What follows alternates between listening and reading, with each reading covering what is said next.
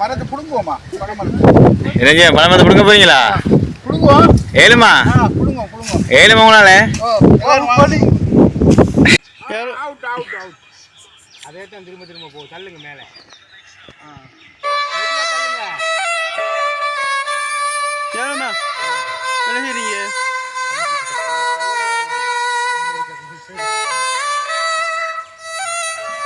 எதுக்கு மிக் போதும்?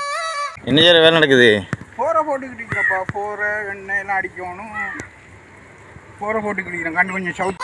ஏமாமா என்னமோ நீங்க வேலைக்கு வாய்ப்புக்கு ஆட்கள் தேவை அப்புறம் உங்க சங்கத்துல யார் வந்து சேர்ந்து வேலைக்கு? ஆட்கள் தேவை எங்களுக்கு காணாது. ஆட்கள் எங்களுடைய டீமுக்கு எத்தனை பேர் ஒரு டீம்ல வேலை?